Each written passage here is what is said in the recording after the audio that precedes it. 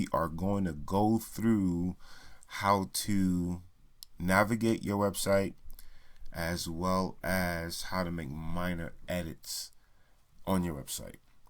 All right, so without any further ado, we're going to get into it. Now, this is what you see once you log into your account. You go to Wix.com, log in, put in your login credentials. And then for most individuals, we have one site, but however many sites you have under your email address, you'll see them here. And all you got to do is just hit select site. Now, for some people on login, the first thing that they will see is this page, which is the home screen. To be able to edit site, you're going to select edit site.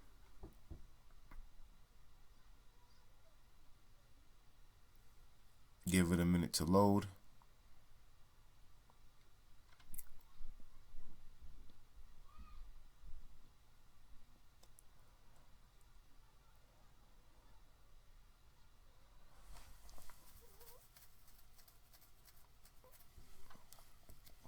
And this pretty much loads your website. Now, I created a graphical image for this client. So some will start with a video, some will start with some simple emotion. But for you to be able to make changes, right, all you have to do is just double click on any section that you want to make changes on. So you can actually hit change image. I'm going to double click here. And then you can see the list of the lineup for this deck strip, right? Or some you'll have a slideshow or just a main banner. And to be able to make a change, you'll select on whatever picture you want, and then you will select over here replace image. Right. It has a primary text. So for example here, join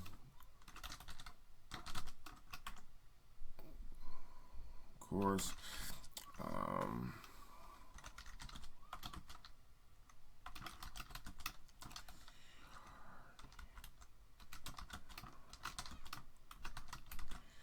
Alright, and it's cool is, also if your feature has it, just in case you're making any errors, you can see it, you can fix it, and then when you're finished, hit done, and you'll see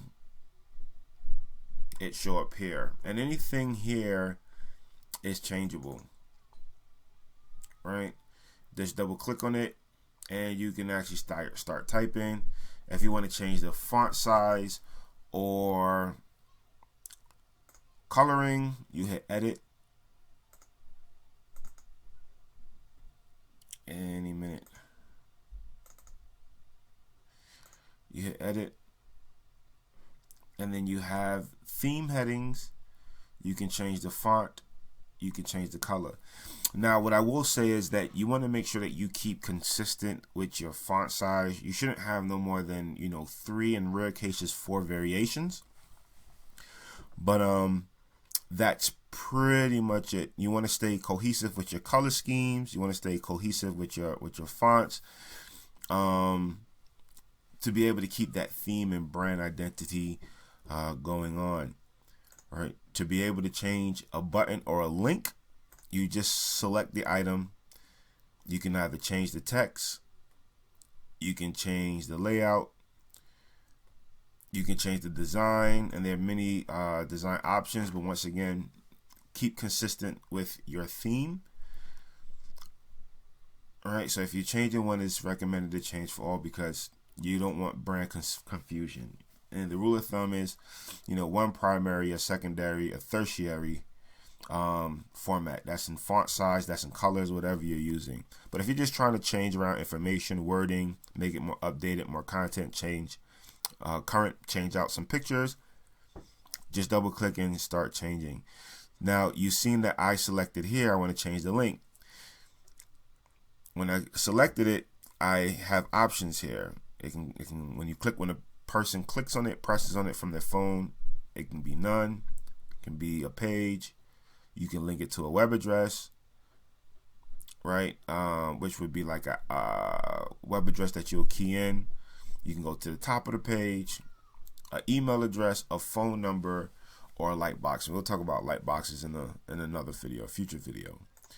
All right, now let's say you have a product. So on this side, the left-hand side of the panel, you have menus and pages. And this is pretty much an outline of all of the pages that are here. And you see that some, if I'm doing template, so I like to keep some in the background, but some is hidden and some is visible. Your home page is the first thing that a person sees. And to make it home, you just right click or click on the left click on the three dots and select home. Now let's go to products and see how you can make a change to a product page. All right, so which shop is visible? Here. So here's the shop page as it loads. All right, and let's say you wanted to change a product. All right, as it's loading. All right, to be able to change a product, there's two ways you can do it. So once again, all of these items here, you have the ability to change. Some, if you're using a template, give you parameters in which you can make your changes. But to be able to change an item, is going to send you to your product gallery, and you can create selections, and we'll talk about that in another video. There's also a link that's a little bit outdated, but you'll find it on our YouTube page, adding products to your website mobile. You can create categories, right? So these are just the categories for the type of products that are served. And then you can also, by clicking manage collections, it will open up the product portal.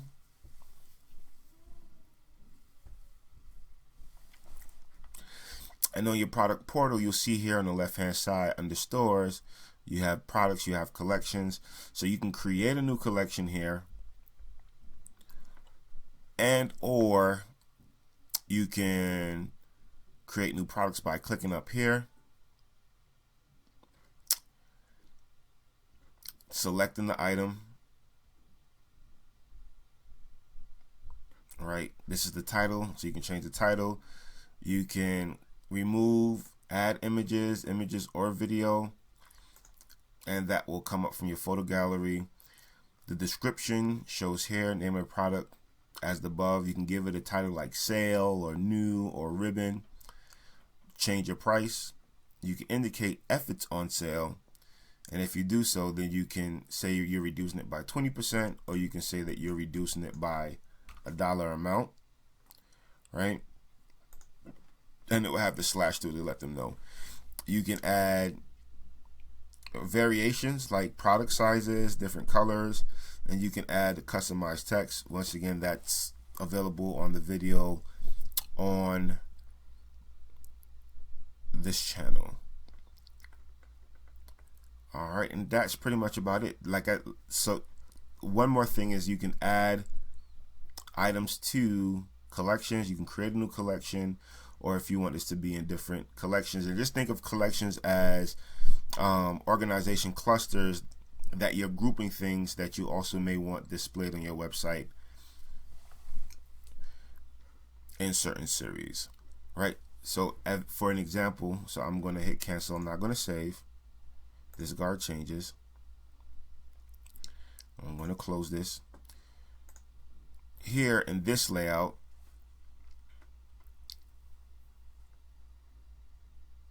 and right here's a set, is a collection of lotions. Here's another set, a collection of lines, body lines. All right, another collection. So it's multiple different collections that you're running. That's been configured here. Some people would have it